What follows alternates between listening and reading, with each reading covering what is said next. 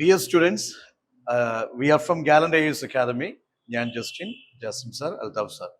അപ്പോൾ ഇന്ന് മെയ് 10 കൃത്യം ഇവിടുന്ന് അങ്ങോട്ടേക്ക് 14ാമത്തെ ദിവസം നമ്മുടെ പ്രിലിംസ് UPSC പ്രിലിംസ് 2026 സംഭവിക്കും. 2 പേപ്പേഴ്സ് ഉണ്ട്, GS പേപ്പറും CSAT പേപ്പറും. അപ്പോൾ നമ്മളിങ്ങനെ PYQs ഇനി അങ്ങോട്ടേക്കുള്ള ദിവസങ്ങളിൽ മാക്സിമം ഫോക്കസ് ചെയ്യേണ്ടത് PYQs ആയിരിക്കണം. ഓഫ് കോഴ്സ് നിങ്ങൾ ഒരു ദിവസത്തെ റുട്ടീനിൽ കറണ്ട് അഫയേഴ്സിന് വേണ്ടി റിവിഷന് വേണ്ടി സമയം കൊടുക്കുന്നുണ്ട്, PYQs സോൾവ് ചെയ്യാൻ വേണ്ടി സമയം കൊടുക്കുന്നുണ്ട്, GS പോർഷൻസ് റിവിഷൻ ചെയ്യാൻ വേണ്ടി സമയം കൊടുക്കുന്നുണ്ട്, CSATന് വേണ്ടി സമയം കൊടുക്കുന്നുണ്ട്.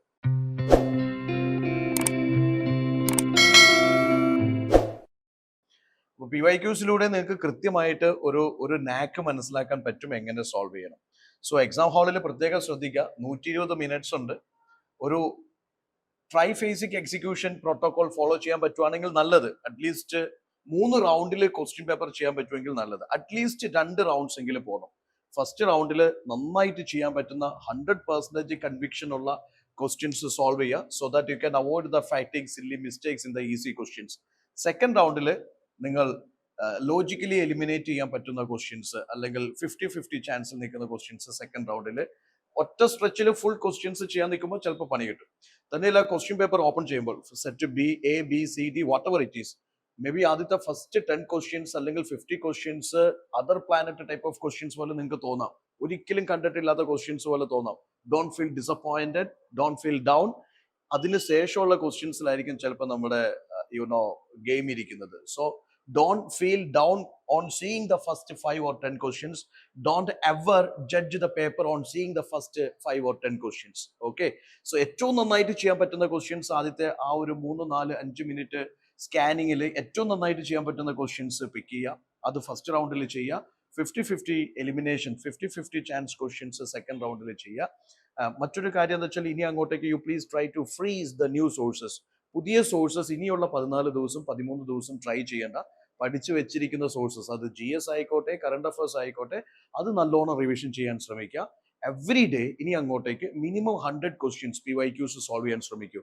രാവിലെ ഒരു 1 അവർ ചെയ്യാം, ഉച്ച കഴിഞ്ഞിട്ടോ അല്ലെങ്കിൽ രാത്രിയിൽ ഒരു 1 അവർ ചെയ്യാം. 50 ക്വസ്റ്റ്യൻസ് അങ്ങനെ ഒരു 100 ക്വസ്റ്റ്യൻസ് വെച്ചെങ്കിലും PYQs ഇനി അങ്ങോട്ടേക്ക് സോൾവ് ചെയ്യാനായിട്ട് പ്രത്യേകം ശ്രദ്ധിക്കുക. അതിൽ you be a master in solving these PYQs. Okay, അങ്ങനെയുള്ള കാര്യങ്ങൾ പ്രത്യേകം ശ്രദ്ധിക്കുക. നമ്മളിവിടെ വീണ്ടും PYQസിലേക്ക് വരുന്നു. Let us start.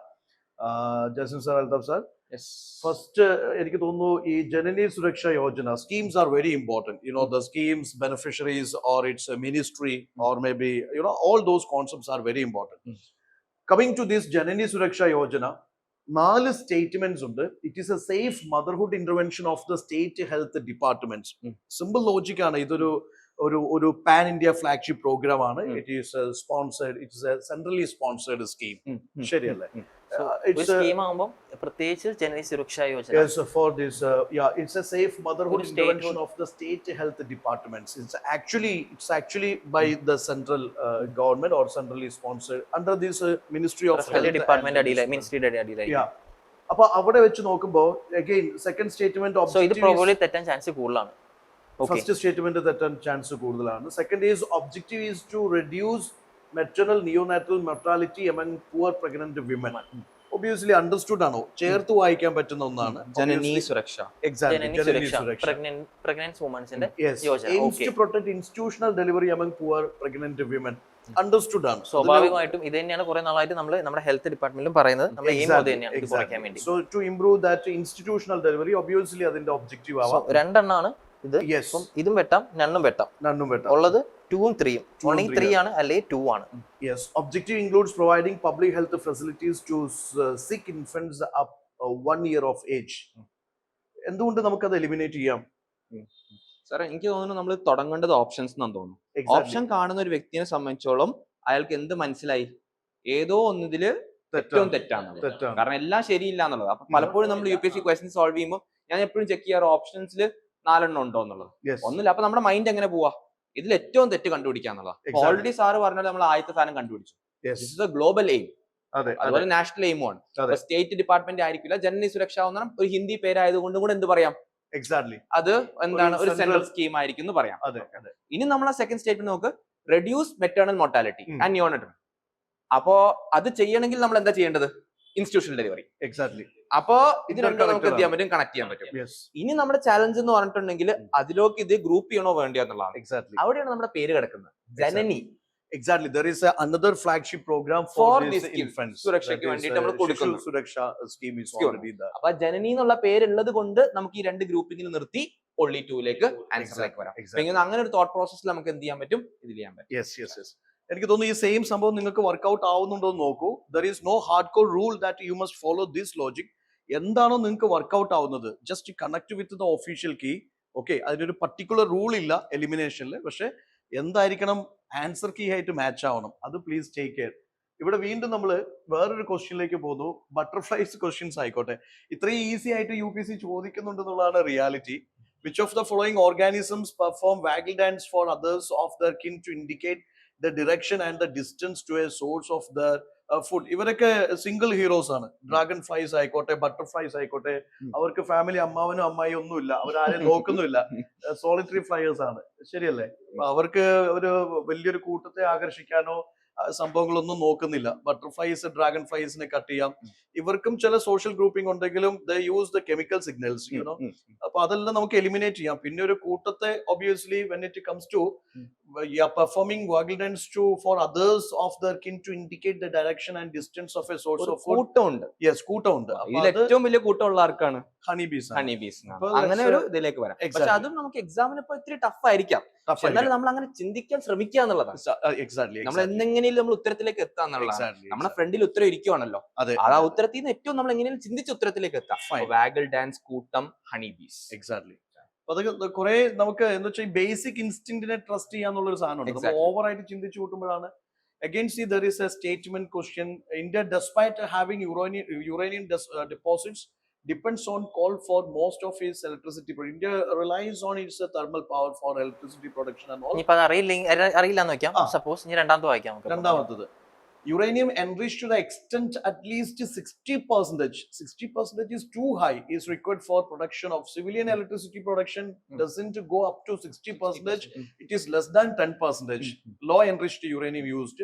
They say enriched to extent at least 60% is required for production of electricity. It's 60% enriched uranium, high enriched uranium that goes to this nuclear bomb and all. Am I right? So what kind of the logic can be applied there? ഇതിപ്പോ രണ്ട് തെറ്റായി തന്നെ answer കിട്ടി. രണ്ട് തെറ്റാണെന്ന് നമുക്ക് അറിഞ്ഞാൽ ആകെ ഒരു ഓപ്ഷൻ ഉള്ളൂ, രണ്ടാമത്തെ തെറ്റ്. Yes. അപ്പൊ കുറെ പേര് ചിന്തിക്കുന്ന ഈ സ്റ്റേറ്റ്മെന്റ് ടൈപ്പ് ക്വസ്റ്റ്യൻസിൽ എലിമിനേഷൻ പോസിബിൾ അല്ല എന്ന് ചിന്തിക്കുന്നുണ്ട്. സോ ഇറ്റ്സ് പ്രാക്ടിക്കലി നിങ്ങൾക്ക് നേരിട്ട് കാണാവുന്നതാണ്. The elimination is applied here. ശരിയല്ലേ? രണ്ടാമത്തെ തെറ്റാ നമുക്ക് അറിയാം, ആദ്യത്തെ ശരിയാ നമുക്ക് അറിയത്തൂല. അപ്പൊ തന്നെ ആൻസർ കിട്ടി. നമുക്ക് നമ്മുടെ വ്യൂവേഴ്സിനോട് പറയാനുള്ള ഒരു കാര്യം എന്താ വെച്ചാൽ, ഈ വർഷം ഇത് പർട്ടിക്കുലർലി ഇമ്പോർട്ടന്റ് കറണ്ട് അഫെയർ ആണെന്ന് കൂടെയാണ്. നിങ്ങൾ പ്രിപ്പയർ ചെയ്യേണ്ട 3 സ്റ്റേജ് ന്യൂക്ലിയർ പ്രോഗ്രാമിന്റെ സെക്കൻഡ് സ്റ്റേജ് ക്രിട്ടിക്കാലിറ്റി അച്ചീവ് ചെയ്തിട്ടുണ്ട്. അതുകൊണ്ട് തന്നെ ഈ ഏരിയ യുറാനിയം, അതിന്റെ ഫിസൈൽ, ഫെർട്ടൈൽ, അതിനുശേഷമുള്ള ഏരിയ ക്രിട്ടിക്കലി ഈ വർഷത്തേക്ക് ഇമ്പോർട്ടന്റ് ആയിരിക്കും. Shall we go to the next question, sir? Yeah, let's go to the next question. It is the same. ഭയങ്കര സിമ്പിൾ. എപ്പോഴും നിങ്ങൾ ശ്രദ്ധിക്കുക, മോസ്റ്റ് കേസസിലെ എക്സ്ട്രീം വേർഡ്സ് വരുന്നത് തെറ്റുകയും moderate words can, may or some, all these you know mostly അത് ശരിയാവുന്ന. അപ്പൊ ഇവിടെ ശരിക്കും പറഞ്ഞിരിക്കുന്നത് ഇതുപോലെ തന്നെ same. There was some mushrooms. That question is there. Some microorganisms can grow in environments with the temperature above the boiling point of water. അപ്പൊ ഇത് നിങ്ങൾക്ക് അറിയില്ലെങ്കിൽ പോലും ഈ ഒരു basic law of probability apply ചെയ്ത് കഴിഞ്ഞാൽ കിട്ടും. ആൻസറബിൾ ആണ് most of the words statements, you know, with this supported by this what is called moderate phrasing or this moderate keywords. ഇതിപ്പോ ഓൾ ആണെങ്കിൽ ശരിയാണ്, എല്ലാം ഇത് ഓൾ ആയിരുന്നെങ്കിൽ നമുക്ക് ശരിയാ ഒന്നും അടിക്കാൻ പറ്റില്ല. വന്നാലും അല്ലെങ്കിൽ ഈ പറഞ്ഞതുപോലെ ലൈക്ക് എന്താ പറയാ, സം വന്നാൽ നമുക്ക് ശരിയാക്കാം. കാരണം സം ഏതെങ്കിലും ഒരു ഓർഗാനിസം പോസിബിൾ ആയിരിക്കും. പോസിബിൾ ആണ്. കാരണം സയൻസ് വളർന്നുകൊണ്ടിരിക്കുകയാണ്. നമ്മൾ പലതും ശരിയല്ല എന്ന് പറയുന്നത് ശരിയാണെന്ന് തെളിയിച്ചുകൊണ്ടിരിക്കുകയാണ്. അപ്പൊ ഇതൊരു പ്രോബബിലിറ്റി ആണ്. ഇൻഫാക്ട് ഇതൊരു ഫാക്റ്റും കൂടിയാണ്. സയന്റിഫിക് ഫാക്റ്റും ആണ്. എല്ലാത്തിനും സാധ്യത ഉണ്ട്. ഞാൻ അതിലൊരു സാധനം ആഡ് സാറേ, ഈ 3 സ്റ്റേറ്റ്മെന്റിൽ ശ്രദ്ധിച്ചോ, ഈ ക്വസ്റ്റ്യൻ ഇട്ട ആൾക്കാണ് ബർഡൻ ഓഫ് പ്രൂഫ് കൂടുതൽ. എക്സാക്ട്ലി. ക്വസ്റ്റ്യൻ ഇട്ട ആള് പോയി പ്രൂവ് ചെയ്യണം. സം മൈക്രോ ഓർഗാനിസം, ഒരു ലോകത്ത് ഒരു മൈക്രോ ഓർഗാനിസം പോലും ഇല്ല ബോയിലിംഗ് പോയിന്റ്. നമ്മൾ ഫ്രീ ആയി. എക്സാക്ട്ലി. അയാളുടെ മേളിലേക്ക് നമ്മൾ എന്ത് കൊടുത്താൽ മതി? ബർഡൻ ഓഫ് പ്രൂഫ് കൊടുത്താൽ മതി. അതുപോലെ ഇതും അയാൾ പോയി പ്രൂവ് ചെയ്യണം. നമ്മൾ ഭയങ്കര കൂൾ മൈൻഡ് ആണെങ്കിൽ എന്താ, അയാൾ പോയി പ്രൂവ് ചെയ്യട്ടെ എന്താണ് ഇങ്ങനെ ഒരു മൈക്രോ ഓർഗാനിസം ഇല്ല എന്നുള്ള. അങ്ങനെയാണെങ്കിൽ നമുക്ക് നേരെ ഉത്തരത്തിലേക്ക്. അപ്പൊ ഇങ്ങനത്തെ ഒരുപാട് ക്വസ്റ്റ്യൻസ് ഒരുപാട് വർഷം നിങ്ങൾ കണ്ടിട്ടുണ്ടാവും. If you distinguish extremist words versus moderate words ഒരു പരിധി വരെ വരെ നമുക്ക് ആൻസറിലേക്ക് എത്താൻ പറ്റും. നെക്സ്റ്റ് ക്വസ്റ്റ്യൻ എന്ന് പറയുന്നത് consider the following statement biofilms can form a medical implant within the human tissue. ബയോഫിലിംസിനെ പറ്റിയാണ് 3 സ്റ്റേറ്റ്മെന്റ് തന്നിട്ടുണ്ട്. ഈ ബയോഫിലിംസ് ക്യാൻ ഏത് പെർട്ടിക്കുലർ പ്രോസസ്, ഒന്നാമത്തേൽ മെഡിക്കൽ ഇംപ്ലാന്റ്, രണ്ടാമത്തേൽ food and food processing surface, 3 can exhibit antibiotic resistance. ഇത് നമ്മൾ നേരത്തെ ചെയ്ത അതേ ടോണിലുള്ള കാര്യമാണ്. യെസ്, ലോകത്ത് ഒരു സ്ഥലത്തും ഒരു ഹോസ്പിറ്റലിലും ഒരു മെഡിക്കൽ ഇംപ്ലാന്റിലും ഹ്യൂമൻ ടിഷ്യൂസിന്റെ അകത്ത് ബയോഫിലിംസ് ഇല്ലാന്ന് ആര് പോയി പ്രൂവ് ചെയ്യേണ്ടി വരും? എക്സാമിനർ പോയി പ്രൂവ് ചെയ്യേണ്ടി വരും. പ്രൂഫ് ആരുടെ മുകളിലാണ്? എക്സാമിനറിന്റെ മുകളിലാണ്. ഇത് ഭയങ്കര wider perspective. So you just go for it.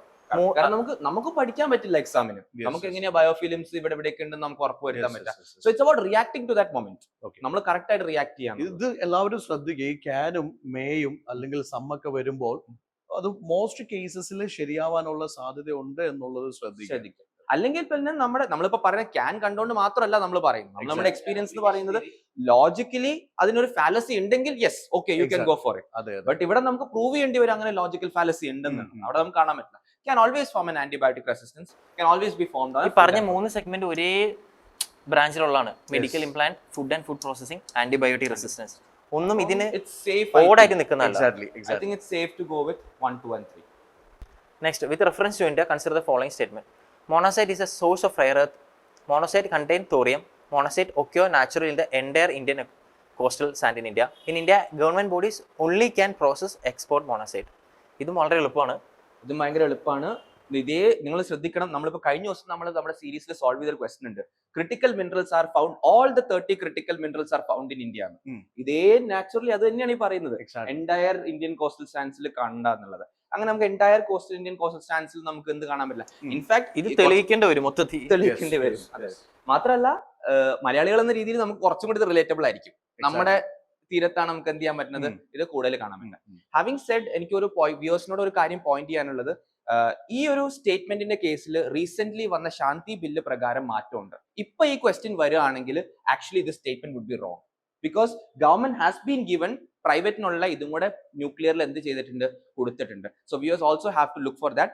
ഇത് അന്ന് ക്വസ്റ്റ്യൻ വന്നപ്പം ശാന്തി ബില്ല് ഇല്ലായിരുന്നു. ഇപ്പൊ പ്രൈവറ്റ് സെക്ടറിന് അറ്റോമിക് സെക്ടറിൽ ഇല്ലായിരുന്നു. ബട്ട് റൈറ്റ് നൗ അങ്ങനെ ഒരു പോസിബിലിറ്റി എന്തുണ്ട്, ഓപ്പൺ ആയിട്ടുണ്ട്. So I think that has to be also taken care. But ഈ സ്റ്റേറ്റ്മെന്റ് എന്ത് മതിയായിരുന്നു, നമുക്ക് ആ എൻറ്റയർ മാത്രം നോക്കിയാൽ മതിയായിരുന്നു. നെക്സ്റ്റ് അസേഷൻ റീസണിംഗ് ആണ്. Recent Venezuela has achieved A rapid recovery from it's economic crisis and succeed in preventing people from fleeing emigrating to other countries. Venezuela has world largest oil reserves. ഇതും ഈ പറഞ്ഞ പോലെ 2023 രസകരമായ fact അതാണ് sir connect ചെയ്യാൻ ശ്രമിക്കുന്നത്. ഇന്നാണെങ്കിൽ ഈ ക്വസ്റ്റ്യൻ ഹൈലി റെലവെന്റ് ആയി. അമേരിക്ക ഇപ്പൊ നമുക്ക് കൃത്യമായ ഉത്തരം പറയാം. പക്ഷെ ഇത് സിമ്പിൾ ആണ്. ഇപ്പം ഏതൊരു കമ്പനി ആയിക്കോട്ടെ, ഏതൊരു സ്റ്റേറ്റ് ആയിക്കോട്ടെ, ഏതൊരു കൺട്രി ആയിക്കോട്ടെ, റാപ്പിഡ് റിക്കവറി എക്കണോമിക്കലി ഇംപോസിബിൾ ആണ്. ഓക്കെ, ഇതൊരു ട്രജക്ടറിയിൽ സ്റ്റെപ്പ് ബൈ മാത്രമാണ് ഏത് എക്കോണമിയും ഫംഗ്ഷൻ ചെയ്യുള്ളൂ. റാപ്പിഡ് റിക്കവറി ഇന്നേ വരെ ഒരു ലോകത്തും നടന്നിട്ടില്ല. ഈവൻ ഒരു മൈന്യൂട്ട് ചെറിയ ഓർഗനൈസേഷനിലാണ് പോകുന്നത്. അപ്പം ഇത് ഭയങ്കര എക്സ്ട്രീം ആണ്. ഇത് മാത്രം നമ്മൾ അറിഞ്ഞാൽ സ്റ്റേറ്റ്മെന്റ് 1 ഈസ് റോങ്. അങ്ങനെയാണെങ്കിൽ ആൻസർ കിട്ടി. Statement 1 is incorrect, statement 2 is correct. നമുക്ക് സെക്കൻഡും കൂടി എക്സ്പ്ലെയിൻ ചെയ്യാം. Venezuela has the world's largest oil reserve. ഇതൊരു ലെസർ നോൺ ഫാക്ട് ആണ്, വെനസ്വലയ്ക്ക് ലോകത്ത് ഓയിൽ റിസർവ്. പക്ഷെ പ്രോബ്ലം എന്താ വെച്ചിട്ടുണ്ടെങ്കിൽ 2012 ശേഷം ഈ റിസർവ്സ് ഉണ്ടെങ്കിൽ അത് പ്രോപ്പർലി അവർക്ക് ടാപ്പ് ചെയ്യാൻ പറ്റിയിട്ടുണ്ടായിരുന്നില്ല. ഹ്യൂഗോ ഷാവേസിന്റെ കാലഘട്ടത്തിൽ അവർക്ക് ടാപ്പ് ചെയ്യാൻ പറ്റിയിട്ടുണ്ടെങ്കിൽ പിന്നീട് അവർക്ക് എന്ത് ചെയ്യാൻ പറ്റിയിട്ടുണ്ടായിരുന്നില്ല, ടാപ്പ് ചെയ്യാൻ. സോ വെനസ്വല രാജ്യം ശരിയാണ്. പക്ഷെ നിങ്ങൾ ശ്രദ്ധിക്കേണ്ടത് വേൾഡിൽ ഏറ്റവും കൂടുതൽ ഓയിൽ പ്രൊഡ്യൂസ് ചെയ്യുന്ന രാജ്യം ആരല്ല, വെനസ്വല അല്ല, ഇൻഫാക്ട് സൗദി അറേബ്യ ആണ്. റിസർവ്സ് കൂടുതൽ അവർക്കാണല്ലോ. പിന്നെ ഈ വർഷത്തെ ഒരു ടോപ്പിക് എന്ന രീതിയിൽ നിങ്ങൾക്ക് ഇത് എന്ത് ചെയ്യാം, ബ്രെന്റ് ക്രൂഡും അതുപോലെ തന്നെ വെസ്റ്റ് ടെക്സാസ് ഇന്റർമീഡിയറ്റും വെനസ്വലയിലെ സൾഫർ കണ്ടന്റ് ആയിട്ട് ബന്ധപ്പെട്ട ഒരു ക്വസ്റ്റ്യനും പോസിബിലിറ്റി ഉണ്ട്. അതൊന്നും നിങ്ങൾ ചെക്ക് ചെയ്യുന്നത് നല്ലതായിരിക്കും. I think will wind up sir. Fine. ശ്രദ്ധിക്കുക, ഇത് വളരെ ഈസിയാണ്. നമ്മൾ ഇവിടെ ശ്രമിക്കുന്നത് എന്തെന്ന് വെച്ചാല്, നിങ്ങൾ please try to understand what is that philosophy behind framing UPC questions, or how UPC frame the trap questions, or how to logically deduce, eliminate the wrong choices and come up with the right one. അത് പ്രാക്ടീസിലൂടെ മാത്രം നമുക്ക് achieve ചെയ്യാൻ പറ്റുന്ന ഒരു സ്കില്ലാണ്. അത് കാണാപ്പാഠം പഠിച്ചിട്ട് കിട്ടുന്നതല്ല. Just keep on practicing, and we have lots of such examples in front of us. People with the knowledge, when they applied it into the questions, PYQs, they easily cracked, they easily cleared these prelims examination. അപ്പോൾ knowledge വെച്ച് മാത്രമല്ല, നമ്മൾ obviously we must have that skill of solving the questions. Just try to connect your thought process with UPSCs so that you can easily eliminate the wrong ones.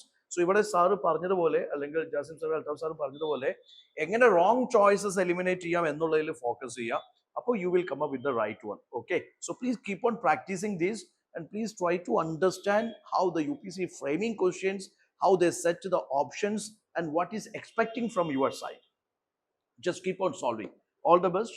Stay tuned, and this is Gallant IAS. For more series, please do subscribe the channel. Thank you.